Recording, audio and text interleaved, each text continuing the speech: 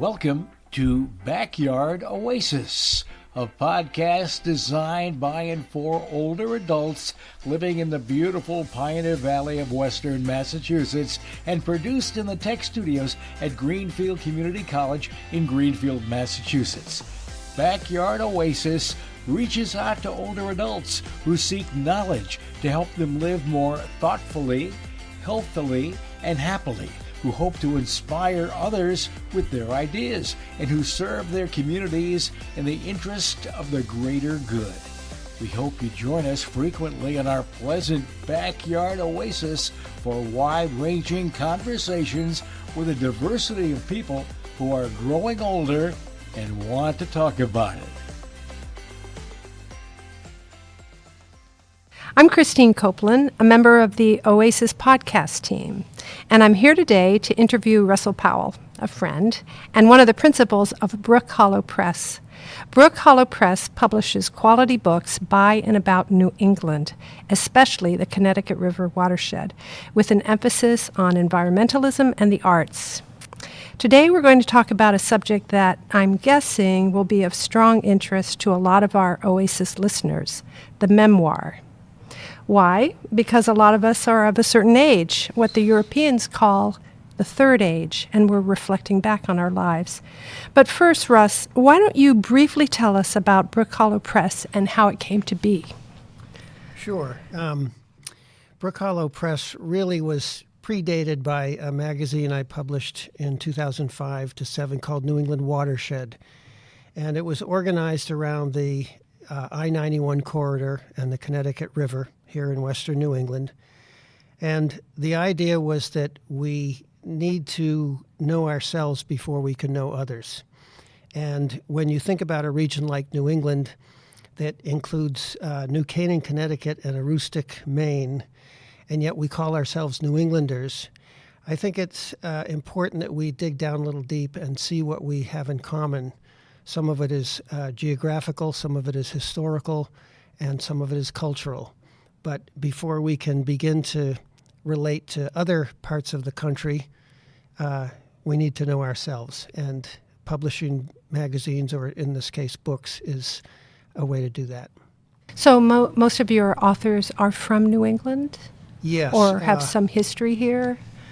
Everyone on our author list right now is from New England, with one exception, a painter from Pennsylvania who has taught extensively in New England and treats rural themes that are recognizable to us here.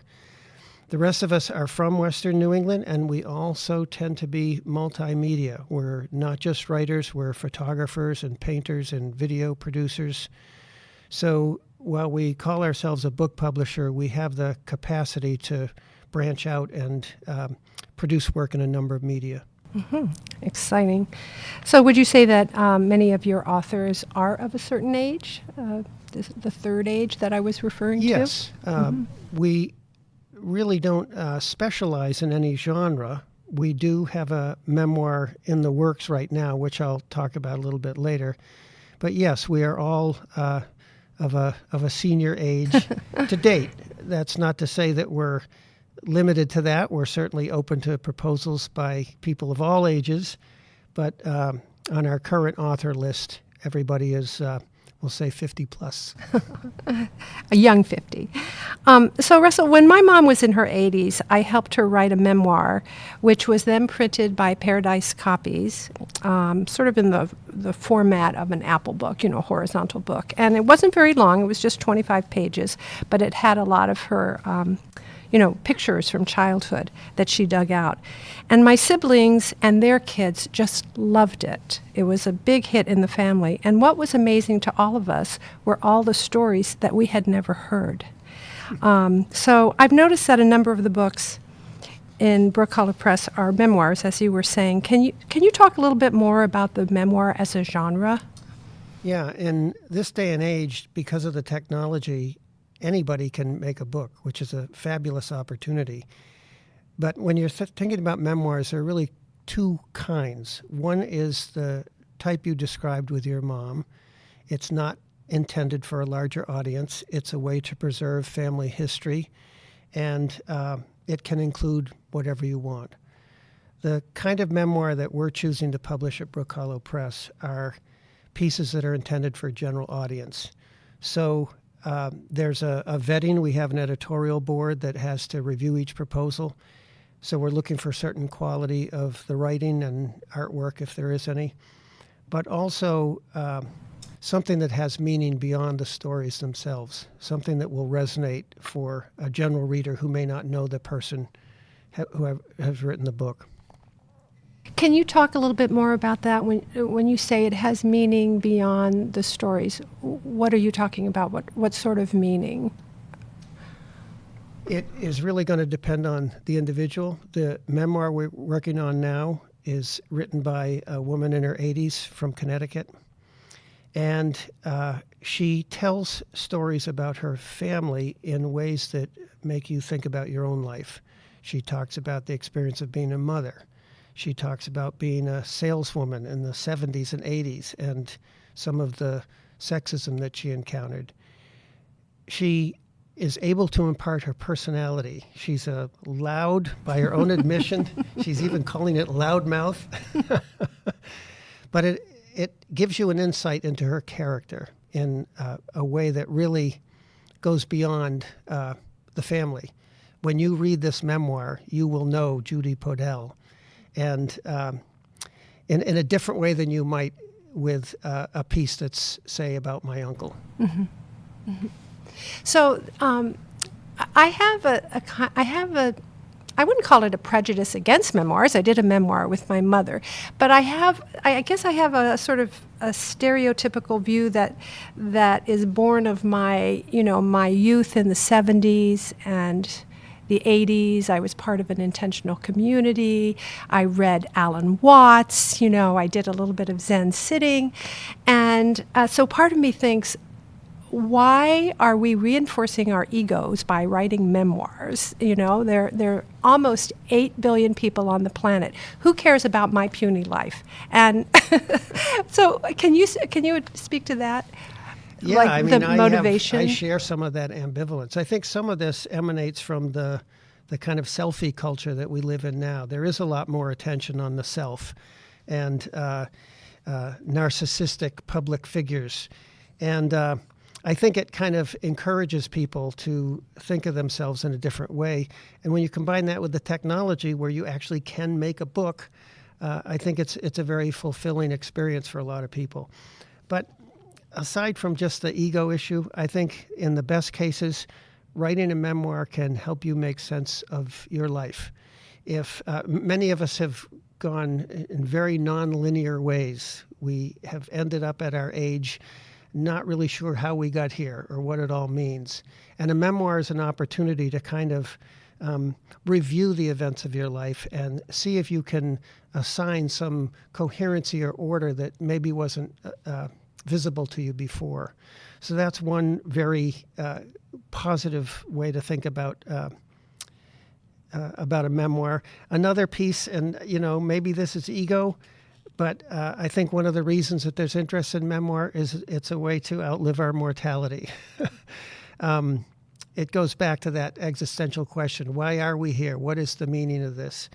And if you've got something in print that is going to be here after you die, it's one way of preserving something of yourself for the next generation. Mm-hmm. Whether that's limited to your family or a broader audience, it's keeping your persona in the world, your ideas, your values.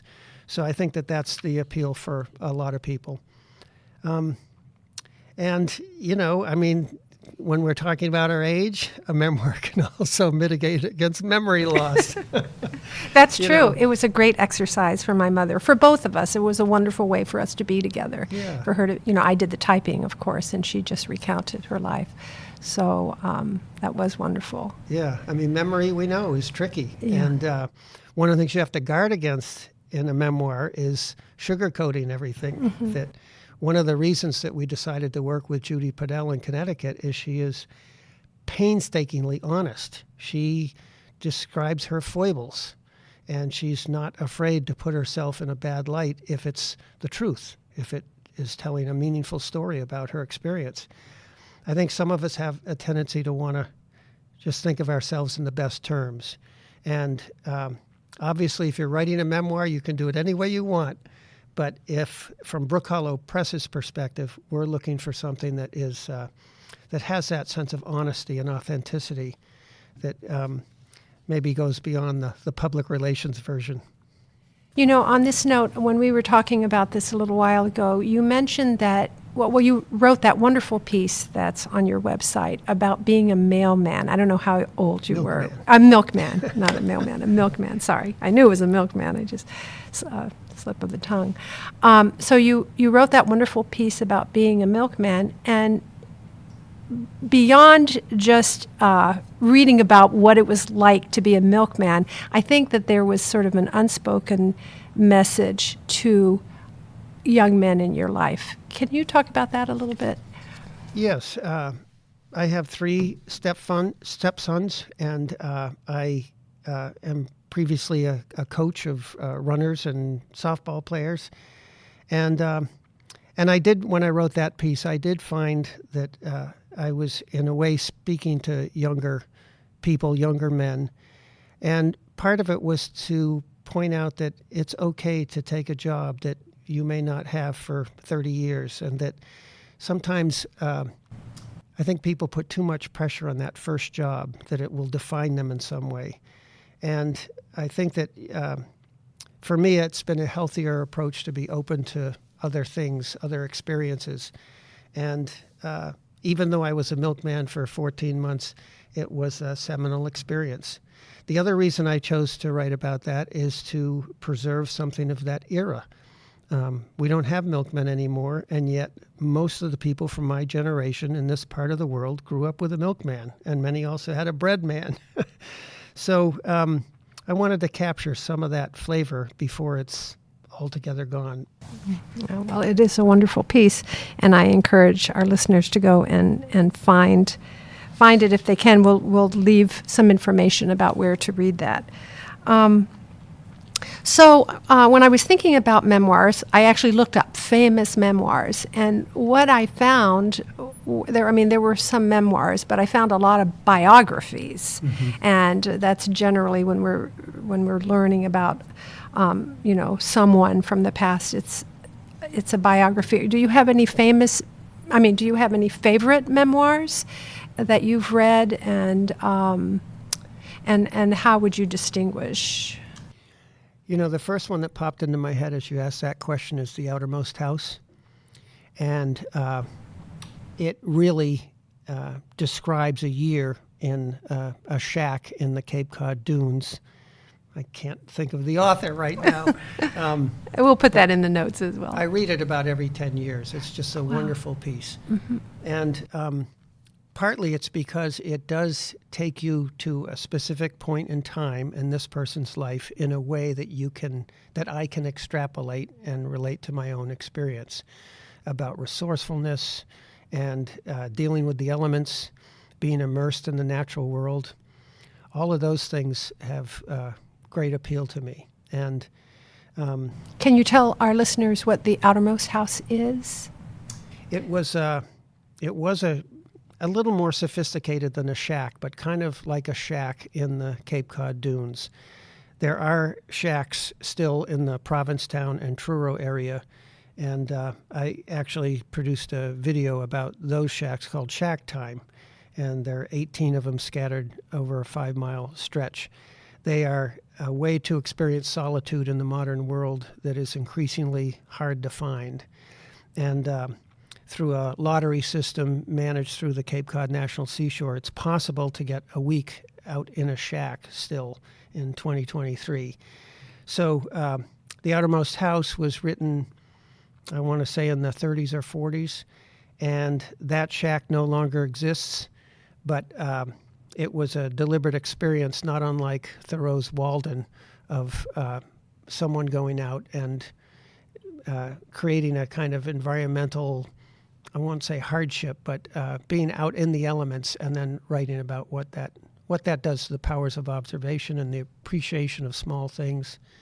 I loved it. Yeah. The simplicity. Yeah. It reduces your life to a much more simplicity in terms of what you have and the distractions and that sort of thing. A lot of young people are taking time from the cities and staying in small, not shacks, but cabins in the woods. Yeah. Now I see that, in Airbnb, and turning off their phones and, just disconnecting from the technological world. But someone growing up in the city is going to have an altogether different experience, and that's the fun of memoirs, is you can get into the experience of someone else. I think the other piece that comes into play when you're thinking about publishing through an imprint like Brook Hollow Press versus just doing it on your own is storytelling. And I think what makes a memoir successful is the ability to tell this information in story form so that it's interesting to read just as a reader. And a lot of the memoirs that are just done for a family, they tend to work from a genealogical basis. There may be incidents described in it, but it's not part of a narrative thread that makes for a coherent book. I'd kind of like to talk a little bit about voice and how you counsel people about voice, because I've helped some people start their memoirs, and I'm not really an editor. The type of interviewing that I've done has always been for, newspaper articles, that sort of thing. And so I've retained people's sort of voice because I've recorded it and I just had to clean up their voice. But there's a difference for me in a person's voice, quote unquote, and sometimes the way they write, which is much more formal. I personally prefer that voice.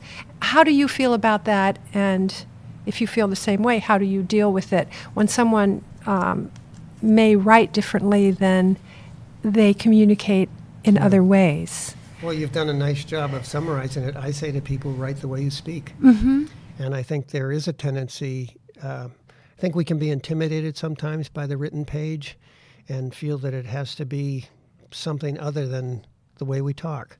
But I think for the success of a book, it needs to be accessible, interesting, readable, understandable.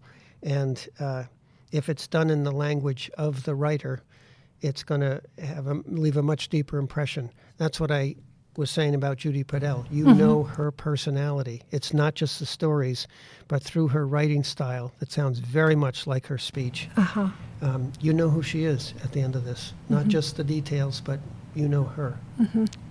My guess is that there are probably people out there who want to write a memoir and don't know how to start. So how would you advise them? By just telling those individual stories and then compiling them, or what would you? I would break it down into components. If you start the process by thinking, I've got to write 80 years or 60 years of my life, that can be intimidating, and that can even keep you from getting started. So my advice is to take one story, just one incident that maybe pops up as you're taking a walk or has some special meaning for you, and just try and write that one story. It doesn't have to be linear at this point. If you get 20 or 30 of these essays together, and you say, well, I've got enough material for a book here, but I think that's a far better approach to build up to it that way than to set yourself a goal of I'm writing a book and then feeling disappointed in yourself if it doesn't all come together at once. So that's my suggestion, is start small. Start with one story, get it just the way you want, and take it from there. It's how I approach my gardens. I don't worry about the whole yard. I worry about one section and making that perfect. And then I go on to the next one. And pretty soon they all fit together. Well, this is a lovely segue back to Brook Hollow, because I know that you've published books about gardening. You've published books about New England apple orchards and the farmers who run them that have wonderful stories in them. So why don't we talk a little bit more? Well, first of all, coming back to Brook Hollow, before we talk about gardens and apples, you might have, as a result of this podcast, you might have people submitting ideas for either memoirs or other types of books. So can you talk a little bit about your process and, how that would happen for them? And then we'll go back to some of your books in Brook Hollow, Sure. Brook Hollow Press. One of the things we're trying to do with Brook Hollow Press is distinguish a book not by genre but by quality. That if it says Brook Hollow Press, it's going to be of a certain quality. And the reason for that is we have an editorial team that reviews every proposal, and we have to have a majority of the team to vote to move forward with it. Jonathan Wright, the builder from Northampton, who's also a poet and photographer, is part of that group. I've recently recruited you for that group. Bar Weeks, who's an outstanding copy editor and grammarian, she is part of the group. So we really have an intake process where the proposal is submitted, we review it, and if we go forward, there are a couple of fees involved. This is not for free. Even if you do the 25-page version through Paradise Copies, there is a cost involved. In our case, most of what we offer is, I would describe, fee for service. We do have what I would call a $500 editorial fee, which means that you get me or someone like me through the entire process who will work with you and edit your book and give you feedback on how it's coming, and then work on the logistical details, getting the ISBN numbers and all that stuff, and coordinating with the graphic designer. The designer is also roughly around $500. He works on an hourly basis, so it might be less or more depending on the number of pages and the artwork and how fast it has to be done. But basically, you're looking at around $1,000 to get the book done through Brook Hollow Press. At that point, all our books are published through what's called Publish on Demand, Books on Demand, so there is no warehouse full of our books. We provide a file to the printer, and if a book is ordered through Amazon or Barnes & Noble, the printer produces the book and sends it out, and that's the end of the story from our point of view. If there's a typo in the first version, we just go in and correct the file, and all future copies are fixed. So that's kind of how the process works. We have a whole stable of very seasoned professional people who can provide additional support if it's required. But the basics are this editorial fee and then whatever it costs to design the book. So your authors are paying for those services, those editorial services, and then they're also paying for the printing of the book, but the printing is just as people are requesting the book. It's Yes. printing on demand. But they are responsible for the printing, and then they enjoy whatever royalty comes of that after Yes. after the printing of the book is paid for. And Brook Hollow Press, we also do some promotion. One of our complaints with traditional publishers, those of us who have published books with traditional publishers, is that unless you're already a well-known name, they do very little to help promote your book. So you end up having to do it anyway. So we might as well control our product and make sure it's the book we want to do. Having said that, we have a nice website where every one of our authors gets their own listing and photograph and a link to their websites. We have a Facebook page. We're beginning to do some events. So it's modest in a way, but we're there to help our authors sell their books, not just print them. Mm-hmm. And very local. Yes. Yes, homegrown. So let's just close by talking a little bit more about your books at Brook Hollow. So you've published a number of books. Some of them have been actually produced by a standard house, publishing house, and some of them you've done in the way that you just described, print on demand, self-published. Which do you have a favorite? A favorite book? Yeah, that you produced. That's a good I have a question. favorite of one of your books. That we can talk about that after. Well, but- the first two that come to mind are the two Apple books. One was called America's Apple. That's the first one. It was published through Brook Hollow Press, and it looks at the entire U.S. And I visited orchards in Washington State and Pennsylvania and Michigan and Virginia and, of course, all of New England and New York State. And it really tells about how apples are grown and sold, mostly by the people who grow and sell them. And the second book was done through a traditional publisher, Norton, called Apples of New England. And that's really a resource. It's a regional history and a guide with more than 200 photos and descriptions of varieties that are grown in New England, discovered in New England, or sold in New England. So I would say that those are probably my favorites. I'm a New Englander. I've always lived in New England. Central Massachusetts was where I'm from originally. I grew up among apple orchards, and I am passionate about our landscape, and apples is one way to talk about that. Wonderful. Well, this has been great. Thank you so much for coming in, Russell. And I do have to say to all of our listeners that America's Apple was probably my favorite of your books as well, and because of the stories. Mm-hmm. And hopefully you'll be able to gather some more of those stories of these stalwart New Englanders in the future. For our listeners, in case any of you would like to go to some of these websites, Brook Hollow is brookhollowpress.org. Brook as in Brook. There's a Brook Hollow in Hatfield, right? Yes. Yeah.